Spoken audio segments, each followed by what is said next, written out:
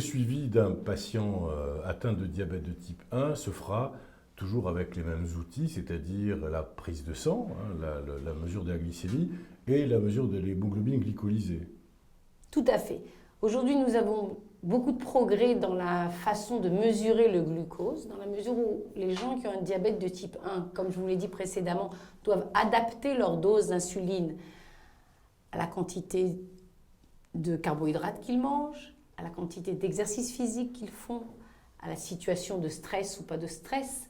Donc, ils ont besoin d'apprendre ces choses-là.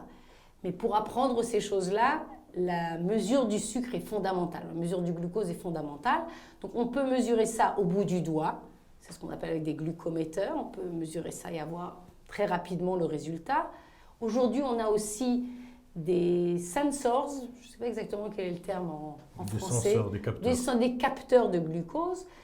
La plupart des capteurs de glucose aujourd'hui sont ce qu'on appelle invasifs, c'est-à-dire que l'on met le capteur de glucose dans la zone sous-cutanée et après on peut avoir les résultats du glucose. Mais aujourd'hui, il y a des nouvelles technologies qui permettent d'avoir une mesure du glucose sans faire de gestes invasifs pour avoir ce résultat. Et donc, ce qui va permettre, en mesurant quotidiennement, voire pluriquotidiennement, son taux de glycémie, de pouvoir adapter donc le traitement par insuline. Tout à fait. C'est ça la révolution en fait. Tout à fait.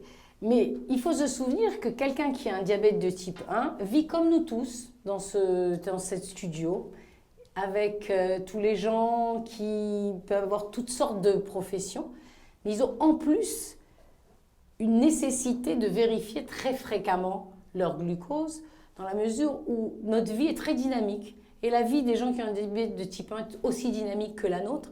Et ils doivent avoir une conscience au moment précis de quel est leur taux de glucose.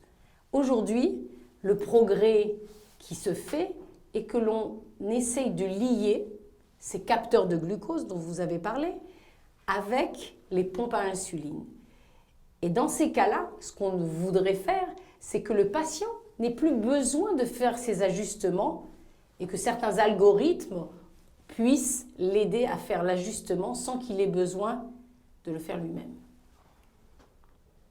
À part l'insuline, il n'y a pas d'autre traitement.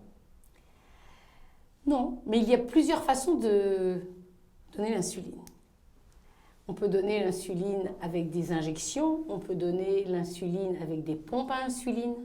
Il y a beaucoup de technologies aujourd'hui dans le traitement de diabète de type 1. Et qui vont permettre de faciliter la vie de nos patients. Tout à fait.